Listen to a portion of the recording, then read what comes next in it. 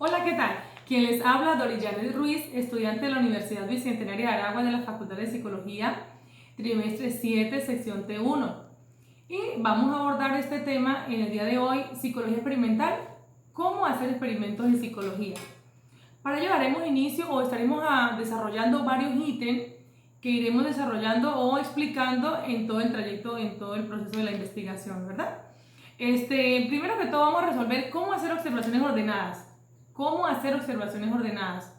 Y la forma es con diseños cualitativos y cuantitativos. Entonces, entre los diseños cualitativos tenemos la etnografía, observación naturalista, historia de caso. Y entre los diseños cuantitativos tenemos el método experimental, observación correlacional, encuestas, investigación de archivos. Pero aquí quiero resaltar las ventajas y desventajas de estos diseños cualitativos y cuantitativos. Del mensaje o del método experimental tenemos que una ventaja de ella sería que es posible extraer conclusiones causales, es posible hacer mediciones precisas, es posible someter a prueba la teoría, pero tiene unas desventajas como las siguientes: intrusión típicamente alta, es difícil medir los comportamientos complejos y es difícil realizar investigación exploratoria, no está estructurada. De la observación correlacional tenemos las ventajas que puede distinguirse las relaciones entre variables y es posible hacer mediciones precisas. Mientras que una de las desventajas es que es imposible establecer conclusiones causales y también tiene una dificultad en el control de las variables y se requiere de muchas participaciones. Entre la investigación de archivos, por ejemplo, tenemos una ventaja: no se quiere o no se requiere acopiar datos adicionales. Pueden estudiarse en comportamientos inusitados, pero tiene la desventaja de que a menudo no se dispone de registros apropiados y los datos no son rechazados o recabados por científicos, ¿verdad? Entonces, bueno, pasemos a la próxima pregunta de cómo hacer experimentos.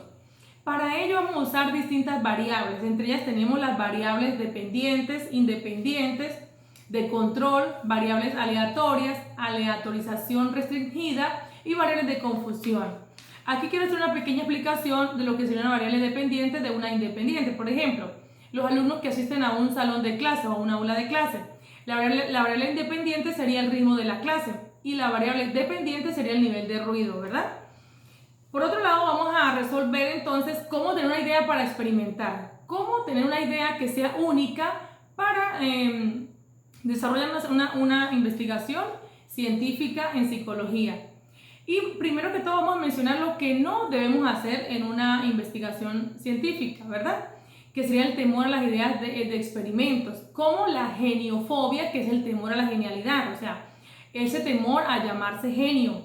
Tenemos la imitatofobia, que es el temor a imitar.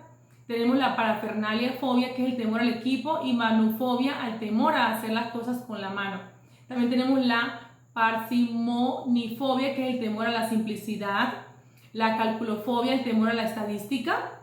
Imperfectofobia, el temor a ser imperfecto. También tenemos el pseudofonocienciafobia, que es el temor a no sonar científico. Y tenemos la ergofobia, que es el temor al trabajo. Eso es el temor que no se debe tener, ¿verdad? Pero tenemos unas buenas ideas que sí son las que tenemos que poner en práctica a la hora de la investigación, y es una observación pública.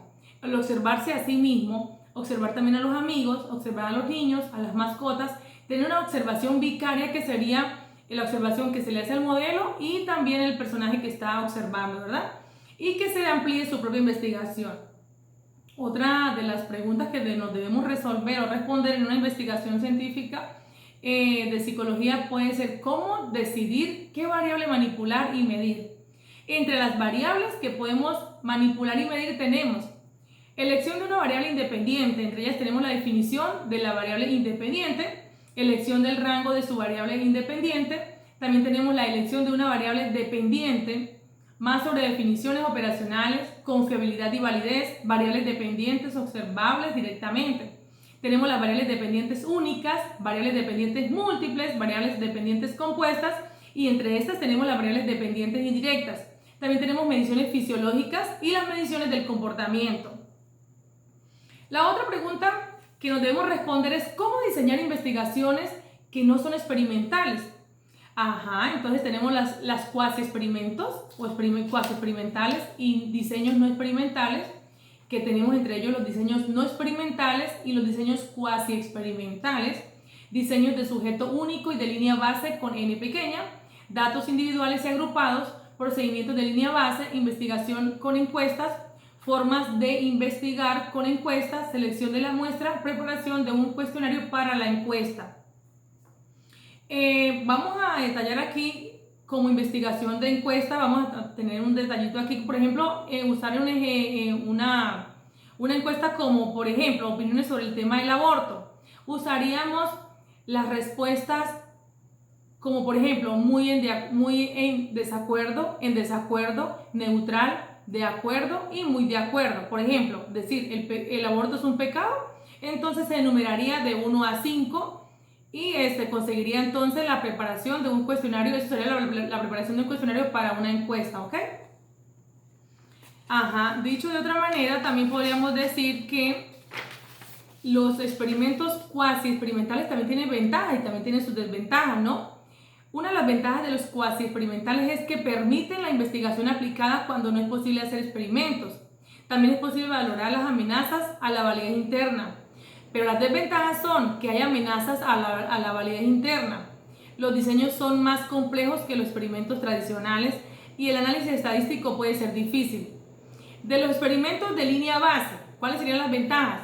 Un individuo puede proporcionar resultados que son fáciles de interpretar sin estadísticas, y la magnitud y el momento de la manipulación de la variable independiente son flexibles, mientras que las desventajas son las siguientes. Las premisas son difíciles de cumplir, por ejemplo, la reversibilidad. No se pueden investigar efectos pequeños pero importantes. La posibilidad de generalizar está limitada.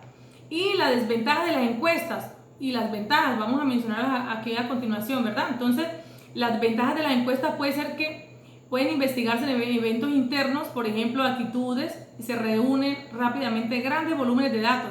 Mientras que las desventajas al promocionar las encuestas es difícil de analizar los grandes conjuntos de datos. Otra desventaja sería que las bajas tasas de respuesta pueden causar un sesgo por falta de respuesta.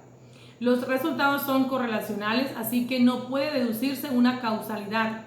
Y los informes de los participantes pueden ser falsos. Esas son las desventajas, ¿verdad?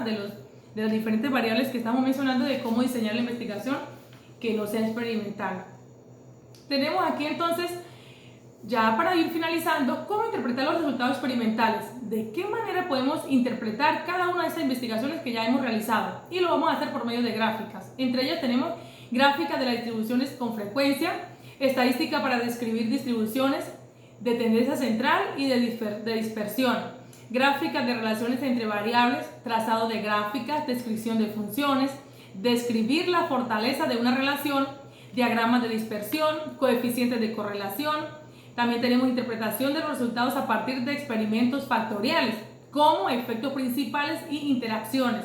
También tenemos la estadística inferencial. Entre ellas tenemos la prueba de significancia de la hipótesis nula. También tenemos los errores de decisión en prueba de significancia, niveles de significancia, potencia estadística, pruebas paramétricas y no paramétricas, mala interpretación de las pruebas estadísticas, y tenemos la metaanálisis y la interpretación de resultados por computadora.